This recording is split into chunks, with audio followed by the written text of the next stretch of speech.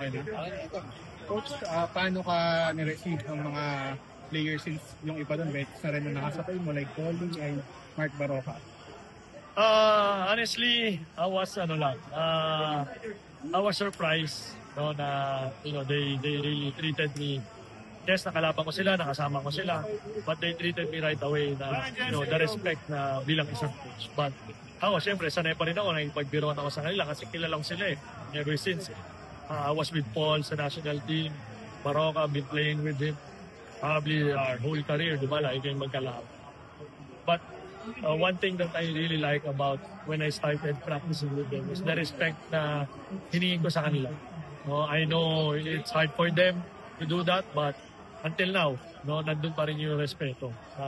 Minsan yan, hindi ako sanay, coach ang tawag nila sa akin. Like si Paul, kuya tawag niya sa akin. Si MB, tawag niya sa akin, pre. So, nandun pa rin. But overall, parang nakita ko yung excitement sa kanila na first time nung nakita sila sa practice. So, that's why siguro yung mga players din, every day they really work hard and they're excited also. Let's talk about your retirement. Eventually ba, since yun nga, na-announce na to coach ka, marami na rin fans na nag-expect na you'll eventually retire from playing. Ikaw pa, paano mo na-process yun? Paano mo hinandle? Paano mo doon humantong sa puntong yun na ready ka nang i-announce na magre-retire? Honestly, it was hard decision for me. Talagang isipan ko mabuti with my family and of course talking to Boss Al Francis about this. But in the end, I didn't say that I'm gonna retire. I just said that I'm gonna transfer to the other team and to coach. We never know, diba? And maybe, I'll play again while coaching. We never know, diba? Hindi naman natin alam naman. But for now, hindi ko pa tinatanggal yung possibility. I didn't say that I retired already from playing. So, I retired in Ginebra. Okay. Kasi wala na ako doon.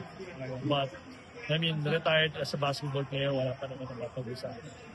Maraming na-surprise na sa Magnolia ka magko-coach since Manila Classico. Siguro, and one of yung Magnolia fans sobrang critical, parang for the longest time frustrated na sila with the shortcomings of the team. Siguro, paano mo na lang i-handle yung possibility of criticism towards you since ikaw na yung bagong coach?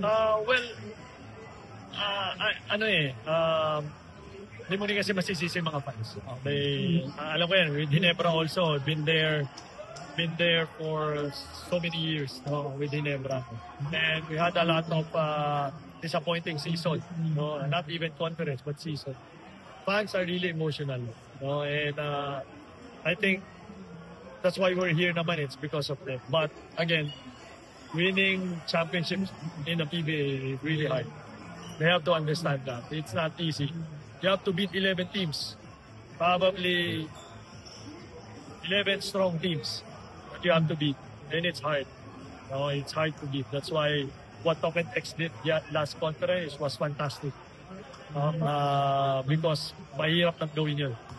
Magkaroon ng, even San Miguel, the past couple of years, they're winning all Filipino, but they're having a hard time in second and third quarter.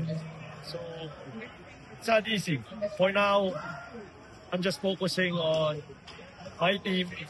I want them to get better every day. I want them to realize that it's hard to win in the PBA. That's why we really have to work hard and get better every day. And yes, pressure is always there, but that's part of the job, part of the responsibility that we're in right now. If you don't like the pressure, then you join the team. Probably you're in the wrong sport. So that's how you that's how you deal with that. Eventually, winning will follow, and fans should be a little bit. Siyempre, dapat maging pasensyoso rin sila. Diba? Hindi naman ganun kadali. Of course, sino ba naman ayaw manalo? Diba? Lahat naman kami. We work hard every day. We practice every day. Probably 7 times a day. And then papatalo lang kami. Kasi hindi naman namin gusto magpatalo. But the thing is, other teams also do that. Diba? Other teams also get better. The lineup also lumalakas din sila after this draft. Diba?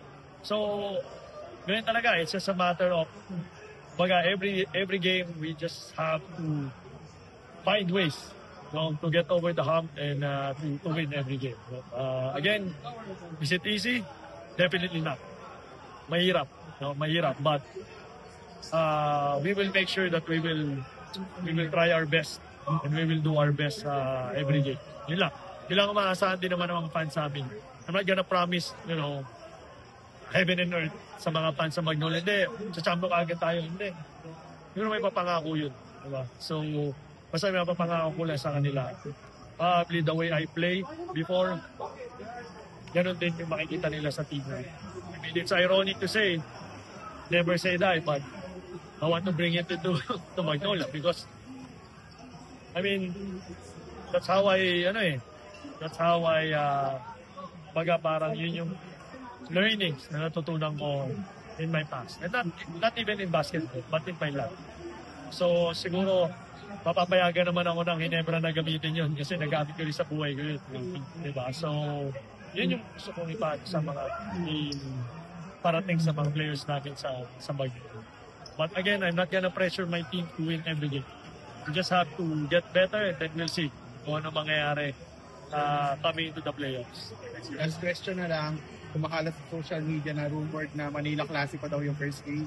So, how excited are you? Prepared na ba kayo to face your former team? Well, it's good for the fans. It's good for the PBA, definitely. No, I'm excited for the PBA. Excited for the fans if that happens. But the excitement siguro sa amin, siguro kailangan namin taper down konti because for me, I will tell my players, yes, it's Manila Classico, but in the end, so every time we play Manila Classico, it's just an ordinary game. It's just the same as we play Top and Dex, we play Blackwater, we play Terrapin. It's just an ordinary game. One win with one loss. Wala siyang ano. It's just people will talk about. But in the end, it's just one game. So I don't want to pressure my players about it. They can be excited, but we have to take it down. Coach, question from my end. Coach, ano masasabi mo sa hype sa social media na yung comeback daw ni Change Shop ay possible na this 50th season? Is there a talk sa management na Change Shop babalik sa Pure Foods franchise? So far, wala naman talks, no? So far, hindi pa naman nakakarating sa akin. But, I play with James kasi minsan-minsan eh. Tinatanong ko naman siya if he's willing. But, for now, it's not in his, wala pa naman daw sa plano niya. No, but then, if he really wants, then he can talk to the management about it. But definitely, it's okay with me. Definitely okay with me. But again, it's not my decision. It's management's decision. Mangyayari. LA, ang tagal nyo nang magkakilala ni Coach Tim. Meron ka bang ilalabas na hindi pa niya nakikita? Siguro yung makalabang ko siya, maglaro ako, hindi. Well, wala naman. Dito naman sa PBA, lahat naman, there's no secret dito eh. Kaya nga, hirap manalo eh. Kasi alam mo na yung kabilang team eh, kung anong gagawin, kung sino yung mga players. So, but definitely we'll give them a good fight.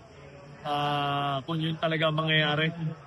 And I'm sure my players will fight also. And that's what I need from them. Wala na ako ilalabas pa. I-all-out ko sa kanila. Last na lang, LA, yung mga dalawang bagong coach din ngayong conference, Willie Wilson, at saka si Ronald Tumid. Mga rival mo ng UAP, lahat kayo. Oo nga eh. UE, Lasal, Ateneo, di ba? Well, same thing siguro sa akin, no? We're excited and nag-uusap-usap nga kami. Nakita kami one time and we feel so blessed to be here in our situation. Again, unang sinabi ko, not all former players can have this opportunity. Diba? So kami, we just having a good time and we're really enjoying this time because we never know. Diba? We never know naman. Ang buhay naman ng coach, hindi naman natin alam eh. It's always in my mind, ang buhay ng coach, saan tinanggal at saan tatanggalin. Ganun lang yan. No, that's why we have to pag nag-uusap kami, we just have to enjoy and make the most out of it and ibigay namin kung ano yung mga gusto namin paggawa sa team. Then everything will follow. Okay. Thank you.